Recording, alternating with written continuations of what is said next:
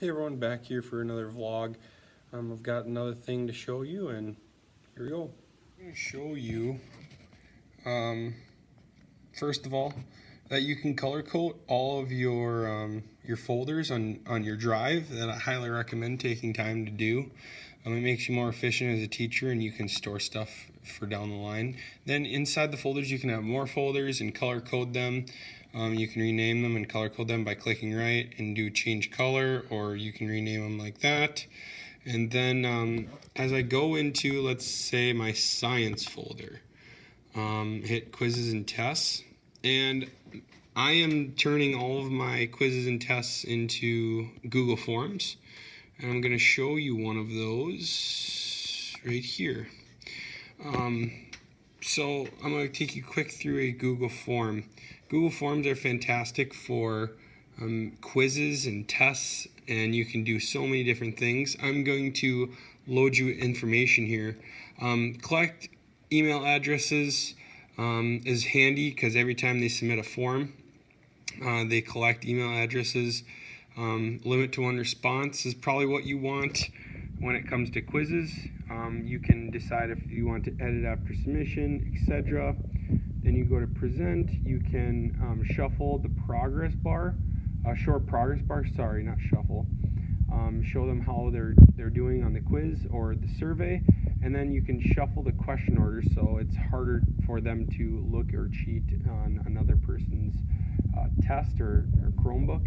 Then as you go to quizzes, you can make this a quiz. So if it's not a survey, you're going to want to make this a quiz. And here's a new feature this year is locked mode. So if you turn on locked mode, they are not allowed to have any other tabs open. See how I have many tabs up here on the top? Students are not allowed to have any of these tabs open other than the one they're on if this feature is on. It also sends a notification to you if they open the test more than once. So if they go to something else, it'll send an email to your Gmail, and you are notified that way. After they submit the test, you can also click on these segments here, and they can see how they did, the missed questions they have, the correct answers, and the point values. So those are my usual settings for quizzes. Now, as you go making these quizzes, you can adjust the theme, and by clicking this little paintbrush here, you can adjust the picture, and by clicking this segment, and there's a bunch of pictures you can pick just to make it look a little fancier, and then you can pick the colors.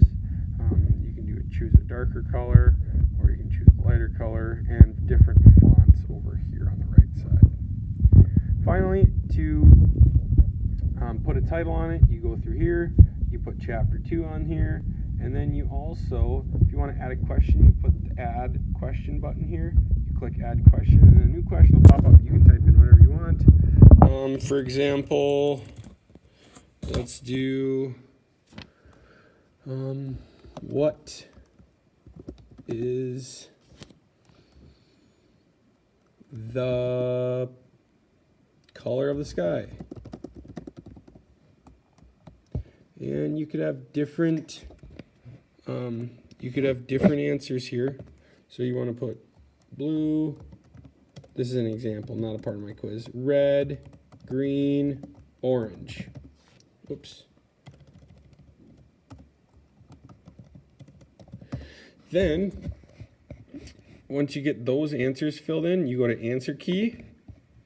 You put in how many points you want it worth, and let's say it's blue. So that's one question. Then you can hit the add question to add another one. Or if you have the same answers and just want to add a different question, for example, if you had like a bunch of vocab terms, you could put a bunch in there, and then you just push duplicate, and then you can just change your question with the same answers on there. Also, this little button right down here is required, so that means they're required to use this to answer this question, to put in to submit the quiz. There's also total points up here. At the end, when people start submitting them, you'll see a bunch of different responses come through here. For example, like this, there'll be 29 responses, and they'll give you a bunch of data, and individual ones are down below. I don't want to share names right now, but all of your data is here. You can go to question, individual, etc. If you have questions concerning how to make Google Forms or how to do anything, please feel free to contact me through Twitter. So once you create them, your form, you go into you can go back into your Drive where all of them will be sorted, and you can sort them to where all of your quizzes and exams, I sort them by chapter, just so later on next year if I reuse this curriculum I can go back and delete all the responses and then can go back into them and re-give them to my class. So feel free, once again, if you have any questions, to contact me. But that's a very quick rundown on Google Forms, and it has been a huge time saver for me and many colleagues in Bertha Hewitt here. So get after it, find your Google Drive, sort it, and then start creating some Google Forms to make your life easier as a teacher. Thanks for watching.